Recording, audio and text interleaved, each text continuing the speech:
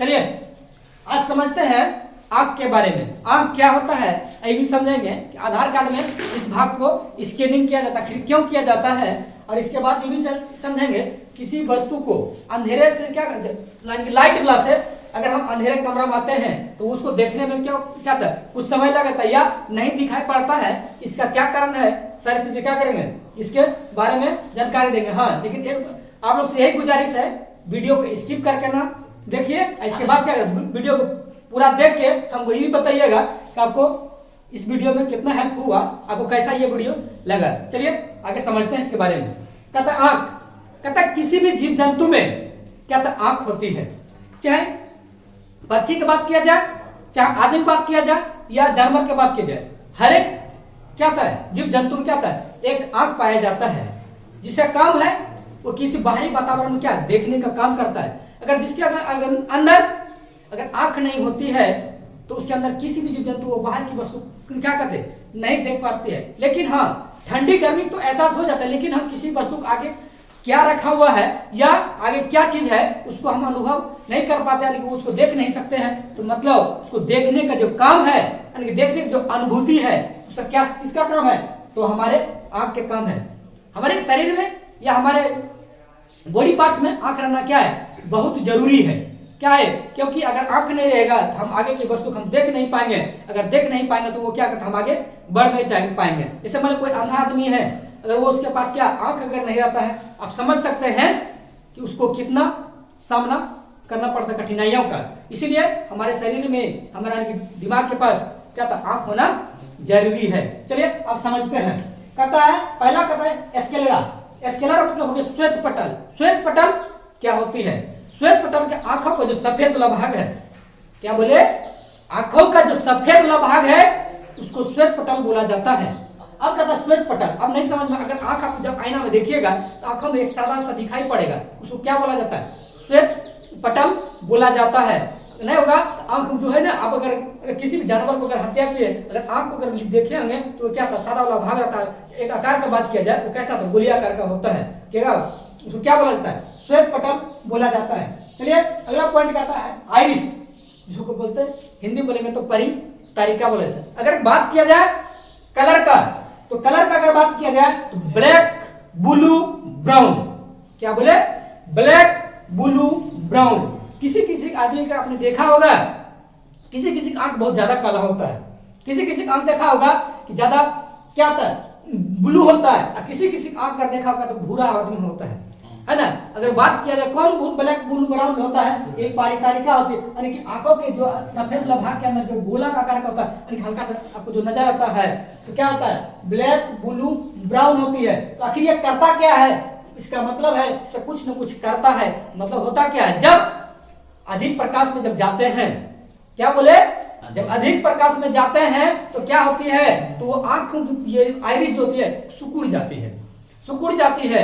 लेकिन जब हम अंधेरे कमरे में जाते हैं तो ये आइरिस किसी भी वस्तु को देखने के लिए हमको क्या होना चाहिए, अधिक आइरिस को फैलाव होना चाहिए। वही कारण है कि जब हम अधिक प्रकाश से कम प्रकाश की ओर आते हैं तो क्या हो जाती है, तो हमारी आइरिस क्या सिकुड़ जाती है। लेकिन यहाँ क्या था हमको फैलाव चाहिए ना, इसी कारण से क्या था देख कुछ समय लग जाती है उसको क्या फैलने में, क्या फैलने में, तो इस आइरिस को यानी परितारिका को फैलने में कुछ समय लग जाती है, जिसके कारण परिणाम क्या निकलता है कि अंधेरे कमरे रखी हुई वस्तु तो कुछ समय तक देखते रहते हैं, कुछ समय तक खड़ी रहते हैं, वही वस्तु उनको क्या करते हैं दिखाई पड़ने लगती है। कहा है क्योंकि आइरिस का अपना क्या था, ये आंख आइरिस को क्या होता है एडजस्ट कर लेती है। तो वही लिखे हैं कि अधिक प्रकाश में जाती है तो क्या करती है सिकुड़ जाती है, और कम प्रकाश में क्या होती है वो फैल जाती है। यानी कि जब ज्यादा धूप में जाएंगे ये आइरिस क्या होगा सिकुड़ जाएगा, और कम प्रकाश में जाएंगे क्या होगा फैल जाएगा। अब कहता है स्कैनिंग, आधार कार्ड में इस भाग को स्कैनिंग किया जाता है। आपने आधार कार्ड सेंटर पर गया होगा, उसमें देखा होगा क्या होगा स्कैनिंग किया जाता है। जो बच्चा रहता है अगर थंब उसका काम नहीं करता है तो क्या करता हो उस बच्चा को आंख से ही क्या उसका आधार कार्ड को क्या करता है बनाया जाता है। क्योंकि हम बोल लिखे हैं आधार कार्ड में किस भाग को, या तो आइरिस मतलब क्या तो आइरिस को स्कैनिंग किया जाएगा, या जब बड़ा हो जाता है आदमी क्या होता है स्तंभ के द्वारा भी क्या होता है स्कैनिंग किया जाता है। एक होता है डीएनए। हमारे इधर क्या था प्रचलित नहीं है, लेकिन हाँ डीएनए से क्या था उसको हम आधार कार्ड बनवा सकते हैं, लेकिन जनरल जो प्रचलित है एक थंब वाला एक आइरिस वाला। बच्चा में क्या था आइरिस, इसके बाद क्या था थंब। अगर दोनों का बात किया जाए तो बढ़िया कौन होगा? अगर दोनों का बात किया जाए बढ़िया का अगर बात किया जाए सबसे अच्छा आइरिस होता है यानी आंख वाला है। इसके बाद दूसरा पॉइंट में आ जाता है थंब वाला, है ना। चलिए ये बात को समझ में आ गया। इस भाग को स्कैनिंग किया जाता है तो आधार कार्ड में इस आइरिस में भाग को क्या करता है स्कैनिंग किया जाता है। यानी कि आप जो काला वाला देख रहे हैं ब्लू वाला देख रहे हैं ब्राउन वाला देख रहे हैं वही क्या है आइरिस है, मतलब पारितारिका है। अब कहता है पिपुल। पिपुल मतलब पुतली। पुतली का आकार का अगर देखा हुआ है इसके अंदर काला जो काला ब्लैक ब्लू जो देख रहे हैं उसके अंदर एक छोटी सा पतली से दिखाई पड़ती है, पतली से दिखाई पड़ती है इस तरह का थोड़ा सा पतली दिखाई पड़ता है, उसको बोला जाता है पुपुल यानी कि पुतली। पुतली का आकार का बात किया जाए तो क्या होते हैं काला होती है। काला है क्यों? क्योंकि काली वस्तु सब क्या काला हुआ तक क्या हुआ हम तो दिल वाले हैं। वही बात क्या करना है समझना है, यानी कि हम दिल वाले मतलब क्या होगा सबको एब्जॉर्ब करेगा यानी कि आकर्षित करता है। वही ना दिल वाले मतलब इसका मतलब हुआ कि पुतली जो है कैसे होती है काली होती है। तो काली होने के कारण से क्या था प्रकाश में क्या करता सबको एब्जॉर्ब कर लेता है, सबको प्रकाशित करती है आकर्षित करती है। तो वही लिखे हैं प्रकाश को लेंस को क्या करती है ये प्रकाश को एब्जॉर्ब करके आकर्षित करके लेके क्या करती है लेंस तक पहुंचाती है और लेंस पर ही क्या करती है प्रतिबिंब हमारा बनता है। यानी किसी भी वस्तु जो हम देखते हैं कहां के देखते हैं तो लेंस के ऊपर भी क्या तो उसका प्रतिबिंब बनता है। अब प्रतिबिंब की बात किया जाए तो लेंस पर को कैसा वास्तविक और उल्टा बनता है।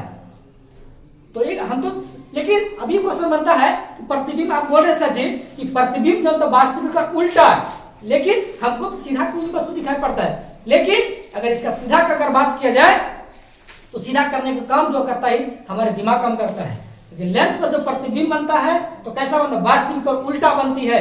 लेकिन हमको अगर सीधा करने की बात किया जाए तो हमारे दिमाग जो है ना उसको क्या करता है सीधा करके हमको दिखाई पड़ता है। अगर बात किया जाए तो लेंस में कैसा लेंस होता है तो हमारा जो ये आंख जो है एक उत्तल लेंस की तरह व्यवहार करता है।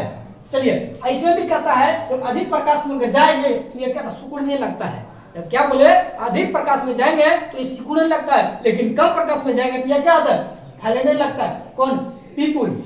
निश्चित उम्मीद है कि आपको क्या होता है इसके बारे में क्या होगा समझ में आ गया होगा। अब चलते हैं क्या किसी भी जानवर आपने देखा होगा कि अगर रात में अगर देखे किसी जानवर को आंख चमकीला नजर आता है ना। इसका क्या कारण है? क्योंकि हमारे आंख में नहीं जानवर में तो जानवर में क्या पाया जाता है एक परत पाई जाती है जिसका दृष्टिपटल रेटिना को क्या था एक परत होती है ना, एक परत मतलब एक चंद्रा की तरह जो परत होती है तो जानवरों के अंदर क्या एक परत होती है जिसको टिपिडम लूसिडम का उसके अंदर क्या पाई जाती है जिंक। अगर संकेत की बात किया जिंक का संकेत होता है जेडन।